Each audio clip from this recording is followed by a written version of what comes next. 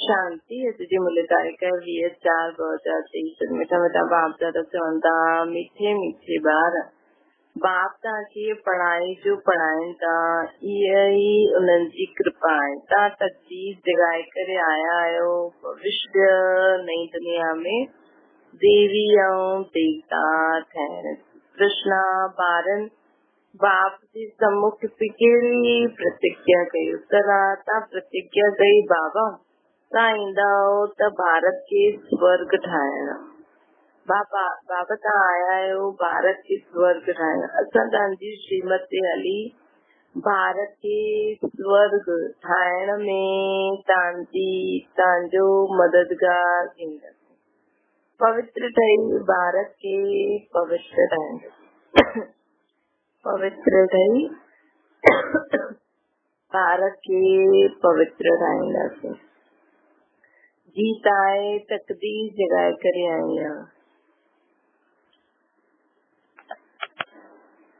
ओम शांति। ॿारनि गीत जी लाइन ॿुधी। ये स्कूल अथवा यूनिवर्सिटी आहे कहिड़ी? God fatherly university. God father पढ़ाईंदा आहिनि न, भॻवान वास्ते आहे न। गॉड फादर चइबो आहे बेहद जे बाप खे। लौकिक फादर खे गॉड फादर न चइबो आहे। हिकु गॉड खे सभु मनुष्य मात्र गॉड फादर चईंदा आहिनि। हू आहे बेहद जो बाप। हिन सॼे सृष्टि खे रचण वारो गॉड फादर। लौकिक ॿारनि खे बि फादर हूंदो आहे जंहिंखे बाबा चईंदा आहिनि। इहो बेहद जो लौकिक बाप आहे न, जंहिंखे बाबा त लौकिक बाबा त हिते ॾाढा आहिनि। हर हिक खे पंहिंजे ॿार हूंदा आहिनि त बेहद जे बाप सां जरूर कोई वरसो मिलणो खपे न। हिते तव्हां तकदीर ठाहिण आया आहियो, तकदीर ठाहे करे आया आहियो बाबा सां बेहद सुख जो वरसो वठण। हिते केरु पढ़ाईंदो आहे? भॻवान वास्ते। हुते मनुष्य बैरिस्टरी इंजीनियरिंग डॉक्टरी आदि पढ़ाईंदा आहिनि। हिते त बेहद जे बाप अची करे पढ़ाईंदो आहे न। त तव्हां हिते तकदीर ठाहे करे आया आहियो न। तव्हांखे मनुष्य खां देवता ठाहिबो आहे न। बाबा चवनि था हिते हुते मनुष्य बैरिस्टर इंजीनियरिंग डॉक्टरी आदि पढ़ंदा आहिनि। हिते बेहद जो बाप अची करे पढ़ाईंदो आहे। त तव्हां हिते तकदीर ठाहे करे आया आहियो। तव्हांखे मनुष्य खां देवता ठाहिबो आहे न। तव्हां ॼाणंदा आहियो भारत में देवी देवताउनि जो राज्य हूंदो आहे। भारत ई प्राचीन पुराणे ते पुराणो खंड आहे न। 5 मुख्य खंड आहिनि। पहिरियों आहे भारत। जॾहिं भारतवासी भारत खंड नई दुनिया में हुया त देवी देवताउनि जो राज्य हुयो न। लक्ष्मी नारायण जो राज्य हुयो। तॾहिं इहो भारत नयो हुयो। सिर्फ़ भारत खंड ई हुयो। हुन समय ॿियो कोई धर्म न हुयो। देवी देवता पवित्र हुया न। यदा राजा रानी लक्ष्मी नारायण पवित्र हुया न। भारत ॾाढो धनवान हुयो, हीरे तुल्य हुयो न। हाणे त भारत ॾाढो कंगाल आहे, कौड़ी तुल्य आहे। स्वर्ग में लड़ाई झगड़ो कुझु बि न हूंदो आहे। वाइसलेस भारत हुयो। हिन समय जबकि कलयुग आहे त भारत अपवित्र आहे न। केतिरो दुखी आहे। हाणे हिन भारत में वरी खां स्वर्ग केरु ठाहींदो आहे? बाप सम्झाईंदा आहिनि तव्हां तकदीर जगाए करे आया आहियो मनुष्य खां देवता ठहण।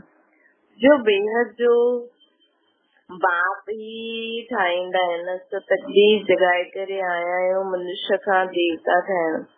जो बेहद जो बाप ई ठाहींदो। मनुष्य कोई सदगति न करे ॾेई सघंदा आहिनि। पतित मनुष्य कंहिंखे पावन ठाहे न सघनि। स्वर्ग में कॾहिं हीअं न चईंदसि कि पतित पावन अचो, छो जी हुते सभु पवित्र हुया न। भारत सदा सुखी हुयो। पोइ वरी खां भारत खे सदा सुखी ठाहिण बाप जो ई कमु आहे न। भारत शिवालय हो। परम पिता परमात्मा खे शिव चइबो। उन्हनि जी जयंती भारत में मल्हाइबी आहे। शिव परमात्मा जो सभिनि जो बाप आहे। उहो ई अची करे सभिनि खे दुखनि सां छुड़ाईंदो आहे न। हुन बाप खे सभु भुलिजी विया आहिनि। शांति दाता सुख दाता उहो हिकु बाप ई आहे न। भारत स्वर्ग हुयो, पवित्र हुयो त शांति भी हुई, सुख भी हुयो। प्योरिटी, पीस, प्रॉस्पेरिटी हुई न। सन्यासी भी भारत की मदद ॾियण लाइ सन्यास कंदा आहिनि कि पवित्रता जी ताकत मिले। सभी विकारी मनुष्य वञी करे उन्हनि खे मथो टेकदा आहिनि। सन्यासी पवित्रता जी मदद सां भारत खे थमाईंदा आहिनि। भारत जहिड़ो सुखी खंड कोई हूंदो न आहे। ऊचे ते ऊचो भारत खंड ॻायल आहे न। वरी खां भारत खे नयो बाप ई ठाहींदो। कोई बि मनुष्य खे भगवान न चई सघंदा आहिनि, न सभिनि में ईश्वर आहे, परंतु सभिनि में 5 शैतान आहिनि। ये 5 विकारनि खे मिलाए करे रावण चइबो आहे। हिन समय रावण जो राज्य आहे न, सभी विकारी पतित आहिनि। सतयुग में पवित्र गृहस्थ धर्म हुयो न, संपूर्ण निर्विकारी हुयसि। भारत में देवी देवता राज्य कंदा हुया। हाणे ड्रामा अनुसार वरी भारत पुराणो ठहियो आहे न। नई सृष्टि पुराणी जरूर ठहींदी। भारत में हिकु वर्ल्ड ऑलमाइटी अथॉरिटी जो राज्य हुयो, हुनखे स्वर्ग चइबो आहे न, जो स्थापना कंदा आहिनि बेहद जो बाबा इन माताउनि द्वारा। शिव शक्ति सेना माताऊं आहिनि। जगदम्बा बि ॻायल आहे न। मनुष्य न ॼाणदा आहिनि कि ऊचे ते ऊचो केरु। सभिनि खां ऊचे ते ऊचो हिकु परम पिता परमात्मा ई आहिनि। पोइ ब्रह्मा विष्णु शंकर। परम पिता परमात्मा जो छा पाठ आहे? वो अची करे भारत खे पतत खां पावन ठाहींदा आहिनि। ब्रह्मा द्वारा पावन दुनिया जी स्थापना कंदा आहिनि। तव्हां ब्रह्मा कुमार कुमारियूं राखी ॿुधंदा आहियो। असां भारत खे पवित्र ठाहींदासीं। हे बाबा, असां तव्हांजी श्रीमत ते हले पवित्र ठही भारत खे पवित्र ठाहे पोइ राज्य कंदासीं। बाबा चईंदा आहिनि कि ॿार तव्हां ब्रह्मा कुमार कुमारी राखी ॿुधंदा आहियो, असां भारत खे पवित्र ठाहींदासीं। हे बाबा, असां तव्हांजी श्रीमत ते हली पवित्र ठही भारत खे पवित्र ठाहे पोइ राज्य कंदासीं। बाप अची करे ब्रह्मा द्वारा स्थापना कराईंदा आहिनि। ब्रह्मा प्रजापिता सभिनि जो बाप आहे। जगदम्बा आहे सभिनि जी माता। भारतवासी ॻाईंदा आहिनि, तव्हां माता पिता सभु बालक तव्हांजा।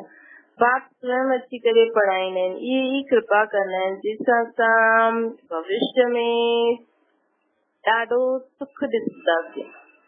बाबा जी यही कृपा आहे कि बाबा स्वयं अची करे असांखे पढ़ाईंदा आहिनि। हिते त ॾाढो दुख आहे न, हिन करे हिनखे नर्क चइबो आहे। डीटी वर्ल्ड सो डेवल वर्ल्ड ठही वेंदी आहे। डीटी वर्ल्ड में ॿियो कोई खंड न रहंदो आहे।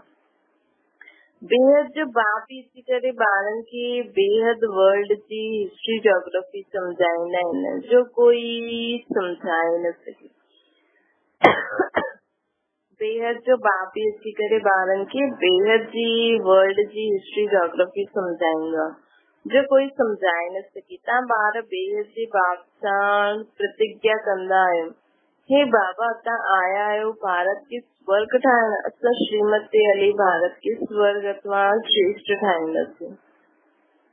पोइ हुन ते राज्य कंदासीं। इनखे राजयोग जी शिक्षा चइबो आहे। सन्यासियुनि जो हदी हो, घर बार छॾे ॾींदा आहिनि। तव्हांखे छॾणो न आहे, न पुराणी दुनिया खे भुलिजणो आहे।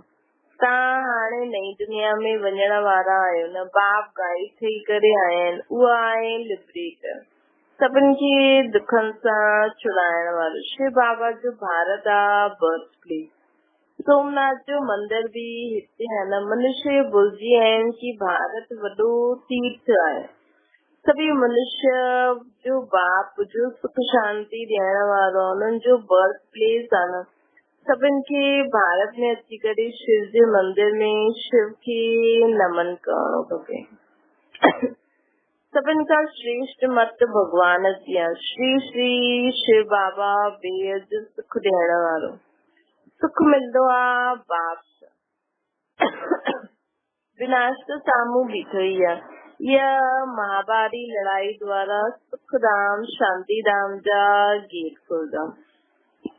तव्हां बीके भारत खे स्वर्ग ठाहिण लाइ तन मन धन सां सेवा करो था न। जे गांधी जी मत ते सभिनि तन मन धन सां सेवा करे फौरन जे राज्य खे भॻाए छॾियो, परंतु हाणे ॾाढो दुख आहे।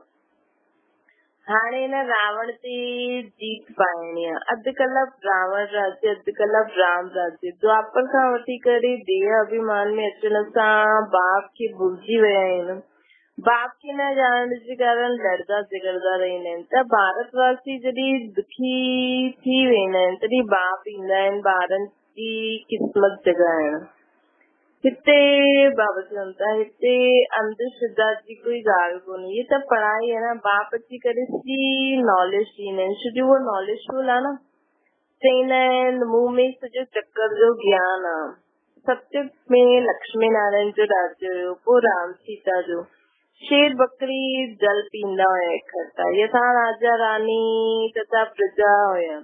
धर्म जो उपकार हुयो। हाणे त घर घर में दुख आहे। बाप अची करे सभिनि सभिनि खे सुखी ठाहींदो आहे, दुख दूर कंदो आहे। तव्हां भारत माता शक्ति सेना आहियो, ये मंदिर तव्हांजो ई आहे न। हाणे तव्हां राजयुग में वेठा आहियो, इनखे राजयुग जी पढ़ाई चइबो आहे न। तव्हांखे गॉड फादर पढ़ाइनि था। बाप ई अची करे तव्हां माताउनि द्वारा सभिनि जी क़िस्मत जगाईंदा आहिनि। वंदना कबी आहे परम पिता परमात्मा जी। देवताउनि जी बि वंदना कंदा आहिनि। पतित मनुष्य सन्यासियुनि जी बि वंदना कंदा आहिनि। तव्हां माताउनि जे लाइ चईंदा आहिनि वंदे मातरम। तव्हां माताउनि द्वारा भारत स्वर्ग ठहींदो आहे न। पवित्रता बिगर सुख मिली न सघे। जो बाप जा ठहींदा आहिनि, बाप खे यादि कंदा आहिनि, ॿियो संग तोड़ हिकु संग जोड़दा आहिनि, उहो ई शिव बाबा वटि हली ईंदा। भारत में ई बाप अवतार वठंदो आहे न। तव्हां केतिरा दुखी हुयो, केतिरा ॿार आया आहिनि। ॿार ईंदा आहिनि हिते सुख पाइण लाइ। तव्हां सभिनि जी रूहानी सोशल सर्विस कंदा आहियो न। तव्हां आहियो गुप्त सेना जो रावण ते जीत पाए करे स्वर्ग जो मालिक ठाहींदी आहे। निराकार बाप निराकार आत्माउनि सां ॻाल्हाईंदा आहिनि। आत्मा ऑर्गन्स द्वारा ॿुधदी आहे। आत्मा में 84 जन्मनि जो संस्कार आहिनि। पहिरियों वारा 84 जन्म वठंदा आहिनि, पिछाड़ी वारा कम वठंदा। भारत सिरताज हुयो, भारत ई कंगाल थियो आहे न। हाणे पोइ वरी सिरताज बाबा असां द्वारा ठाहिनि था न। ये उहा लड़ाई आहे 5000 वर्ष पहिरियों बि लॻी हुई, जिसां भारत स्वर्ग ठहियो हुयो न। तव्हांजी आहे राजयुग जी पढ़ाई, सन्यासियुनि जो आहे हठयोग। तव्हां ॿारनि खे पुराणी दुनिया खे भुलिजी हिकु बाप खे यादि करणो। योग अग्नि सां तव्हांजा पाप कटिजी वेंदा। ऐं कोई पावन ठाहिण जो उपाय न आहे, ॿियो कोई पावन ठाहिण जो उपाय न आहे। अच्छा मीठे मीठे सिकल जे ॿारनि प्रति माता पिता बाप दादा जो यादि प्यार ऐं गुड मॉर्निंग। रूहानी बाप जी सभिनि रूहानी ॿारनि खे नमस्ते। रात्रि क्लास 2668 जी हिते सभी वेठा आहिनि। सम्झंदा आहिनि असां आत्मा ई आहियूं, बाप बीठो आहे। आत्म अभिमानी थी करे रहण हिनखे चइबो आहे। सभी ईअं न वेठा आहिनि कि असां आत्मा बाबा जे साम्हूं वेठा आहियूं। हाणे बाबा यादि दिलायूं त स्मृति ईंदो आहे, अटेंशन ॾींदा आहियूं। ईअं ॾाढा आहिनि जंहिंजी ॿाहिरि बुद्धि भॼदी रहंदी आहे। हिते वेठे बि जीअं कि कन बंदि आहिनि, बुद्धि ॿाहिरि में काथे न काथे भॼदी वेंदी आहे। हिते वेठे बि जीअं त बुद्धि कन बंदि आहिनि, छोकी बुद्धि त ॿियो काथे वधी करे वञे थी। ॿार जो बाप जी यादि में वेठा आहिनि, उहो कमाई था करनि। ॾाढनि जो बुद्धि योग ॿाहिरि में रहंदो आहे, उहो जी यात्रा में न आहिनि। टाइम वेस्ट थींदो वेंदो आहे। बाप खे ॾिसण सां बाबा जी यादि पईंदी आहे। नंबरवार पुरुषार्थ अनुसार त आई, कोई कोई खे पक्की आदत पइजी वेंदी आहे। असां आत्मा आहियूं, शरीर न। बाप नॉलेजफुल आहे त ॿारनि खे बि नॉलेज ईंदी आहे न। सभी हाणे वापसि वञणो आहे, चक्कर पूरो थियो न। हाणे पुरुषार्थ करणो आहे। ॾाढी वई थोरी रही। इम्तिहान जे ॾींहं में ॾाढो पुरुषार्थ करण लॻी पईंदा आहिनि। सम्झदा न आहिनि त नापास थी वेंदा आहिनि। पद बि ॾाढो कम थी वेंदो आहे न। ॿारनि जो पुरुषार्थ हलणो ई खपे। देह अभिमान जे कारण विक्रम थींदा रहनि त उन्हनि खे 100 गुणा दंड थी वेंदो। श्री संजी निंदा कराईंदा आहिनि। देह अभिमान जे कारण विक्रम कंदा रहंदा आहिनि त 100 गुणा दंड मिलंदो आहे। श्री संजी निंदा कराईंदा आहिनि। अहिड़ो कर्म न करणो खपे जो बाप जो नाम बदनाम थिए। इन करे आहिनि न सतगुरु जो निंदक ठौर न पाए। ठौर माना बादशाही न पाए सघंदो। त अहिड़ो कमु न करणो खपे जिसां बाबा जी निंदा थिए। पढ़ाइण वारो बि बाप आहे। ॿियो काथे बि सत्संग में एम ऑब्जेक्ट न आहे। ये संजो राजयोग आहे। ॿियो कोई मुख सां कुझु चई न सघे कि असां राजयोग सिखलाईंदा आहिनि। हू त सम्झंदा आहिनि शांति में ई सुख आहे। हुते त न दुख न सुख जी ॻाल्हियूं आहिनि। मथे शांति शांति आहे। पोइ सम्झबो आहे हिननि जी तकदीर में घटि आहे। सभिनि सां तकदीर ऊची हुननि जी आहे जो पहिरों खां पाठ वॼाईंदा आहिनि सत्य खां। हुते उन्हनि खे ज्ञान न रहंदो। हुते संकल्प ई न हलंदा। ॿार ॼाणंदा आहिनि असां सभी अवतार वठंदा आहियूं। भिन्न भिन्न नाम रूप में ईंदा आहिनि। ये ड्रामा आहे न। असां सभु मथां खां हेठि ईंदासीं त कोई प्रिंस ठहींदो, कोई प्रिंसेस ठहींदो। भिन्न भिन्न नाम रूप में ईंदा। ये ड्रामा आहे न। असां आत्मा जी शरीर धारण कर हिनमें पाठ वॼाईंदा आहियूं। उहो सॼो राज बि बाबा सम्झाइनि था। तव्हां ॿारनि जे अंदर में अतीन्द्रिय सुख रहंदो आहे। अंदर में ख़ुशी रहंदी आहे न। चईंदा आहिनि ये देही अभिमानी आहिनि। बाप सम्झाईंदा बि आहिनि त स्टूडेंट आहियो। ॼाणदा आहियो असां देवता स्वर्ग जा मालिक ठहण वारा आहियूं। सिर्फ देवता न असां विश्व जा मालिक ठहण वारा आहियूं। ये अवस्था स्थाई तॾहिं रहंदी जॾहिं कर्मातीत अवस्था ईंदी। ड्रामा प्लान अनुसार त उहा अवस्था अचणी आहे न। तव्हां सम्झंदा आहियो असां ईश्वरीय परिवार में आहियूं। स्वर्ग जी बादशाही मिलणी त ज़रूर आहे असांखे। जो सर्विस ॾाढी कंदा उन्हनि खे ऊंच पद मिलंदो। कम पद पाईंदा ये अंदर में रहंदो आहे। ऐं जो न कंदा आहिनि उन्हनि खे अंदर में लॻंदो आहे कि असां कम पद पाईंदासीं। जो जास्ती सर्विस कंदा आहिनि, ॾाढनि जो कल्याण कंदा आहिनि त ज़रूर ऊंच पद मिलंदो। बाबा सम्झाईंदा आहिनि ये योग जी बैठक आहे। हिते ई थी सकती है। बाबा सम्झाईंदा आहिनि ये योग जी बैठक हिते ई थी सकती आहे। ॿाहिरि सेंटर में हीअं न थी सकती आहे। 4 बजे अचनि निष्ठा में वेहण हुते कीअं थी सघंदो न। सेंटर में रहण वारा भल ॾियनि। ॿाहिरां वारनि खे भूत चुक बि चइणो न आहे। समय ईअं न आहे। हिते ठीकु आहे। घर में ई वेठा आहियूं न। उते त ॿाहिरि खां अचणु पवंदो आहे। ये सिर्फ़ हुतां जो न आहे। बुद्धि में ज्ञान जी धारणा हुजणी खपे। असां सभु आत्मायूं आहियूं। बुद्धि में ज्ञान जी धारणा हुजणी खपे। सभु आत्मायूं आहियूं। उन्हनि जो ये अकाल तख्त आहे। ये आदत पइजी वञणी खपे। सभु भाउ आहिनि। भाउ सां असां ॻाल्हायूं था न। एतिरी सारी आत्मायूं भाउ सभु भाउ सां ॻाल्हायूं था। पंहिंजी खे आत्मा सम्झी बाप खे यादि करो त विक्रम विनाश थी वेंदा। अच्छा मीठे मीठे रूहानी ॿारनि खे रूहानी बाप दादा जो यादि प्यार ऐं गुड नाइट ऐं नमस्ते। धारणा जे लाइ मुख्य सार पंहिंजे तन मन धन सां रूहानी सोशल सर्विस करणी आहे। रावण ते जीत पाए करे भारत खे स्वर्ग ठाहिणो आहे न।